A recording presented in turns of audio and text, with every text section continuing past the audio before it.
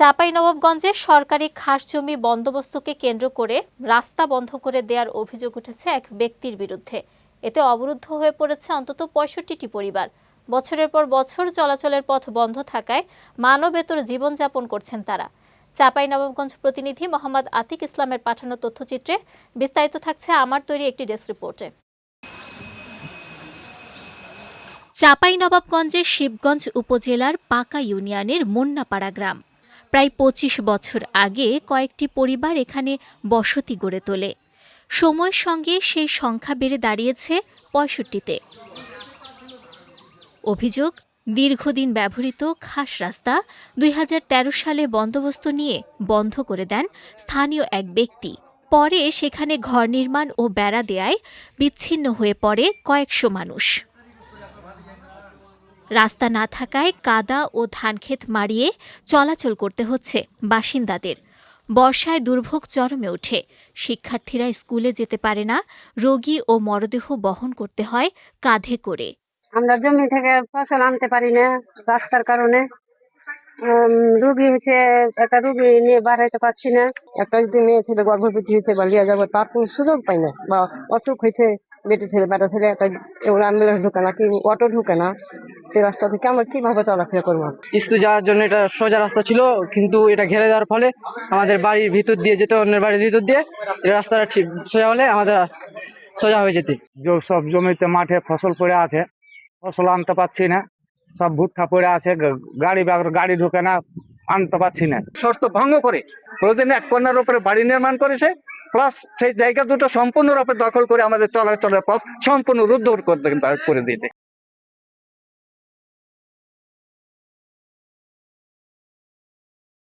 এভাবে একটা গ্রামের মানুষকে অবরুদ্ধ করে রাখা অমানবিক। অবরুদ্ধ পরিবারগুলোর রাস্তার ব্যবস্থা করার দাবি সচেতন এই নাগরিকের। ভূমির বন্দোবস্ত করা হয়েছে, কিন্তু আদৌ হয়তো বা তার অনেক সম্পত্তি আছে, স্থানীয়ভাবে এই এই পেপারগুলোও সাবমিট করা হয়েছে। আশা করি যাকে ভূমিহীন দেখে ভূমি বন্দোবস্ত দেওয়া হয়েছে, সেটা সঠিক তদন্তের মাধ্যমে তার ভূমিহীন যে ব্যাপারটি, সেটি থেকে বেরিয়ে আসা দরকার যে আসলেও তিনি ভূমিহীন না। বন্দোবস্ত গ্রহীতা নিজের নামে বরাদ্দ নেয়া জমি ঘিরে রাখা অপরাধ নয় জানিয়ে উল্টো দোষ চাপালেন অবরুদ্ধ পরিবারগুলোর উপর। খাস জমি ছিল, পরে কালে মনে করেন আমার বাড়ি পড়ার পরে আমার জমিটা মনে কর খাস জমি হয়েছে। ওর বন্দোবস্ত এসে এসি লাইন, ঘুমাপিস, মনে করো এই কি গমস্তা, এগুলো সব আমাকে দিয়েছে।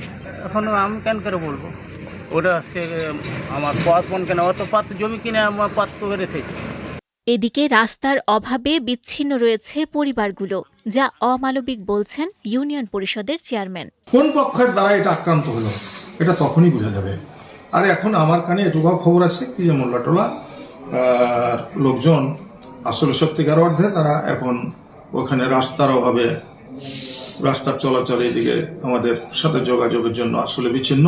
তারা আবদ্ধ হয়ে আছে, ওখানে বন্দী হয়ে আছে, এবং রাস্তার জন্য তারা কিছু জমি তাদের পার্সেকার বা ওখান থেকে বেরিয়ে এসে যাতে সরকারি রাস্তায় পড়তে পারে সে নিজেই ব্যবস্থা নিয়েছিল। সেই জমিটা নিয়ে যে কী রাস্তার অবস্থা কি হয়েছে আমার এটুকু পরবর্তীতে আমার আর জানা নাই। তবে আমি আশা করব কি যে মানুষের যাতে বন্দিদশা থেকে মুক্ত হতে পারে। অন্যদিকে বন্দোবস্ত বাতিলের আবেদনের প্রেক্ষিতে বন্দোবস্ত বাতিল করা হলে রাস্তা পাবে পরিবারগুলো, জানালেন ইউনিয়ন ভূমি সহকারী কর্মকর্তা।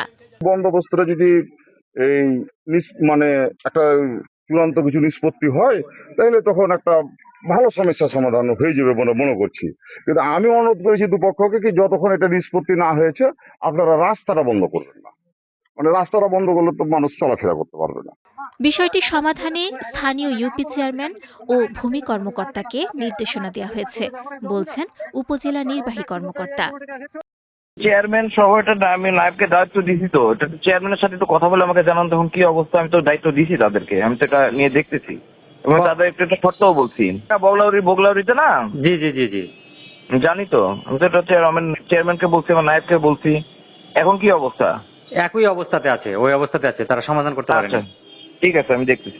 হ্যাঁ, স্থানীয় জনপ্রতিনিধি ও প্রশাসন অবরুদ্ধ পরিবারগুলোর চলাচলে দ্রুত কার্যকর ব্যবস্থা নেবে, এমনটাই প্রত্যাশা সংশ্লিষ্টদের।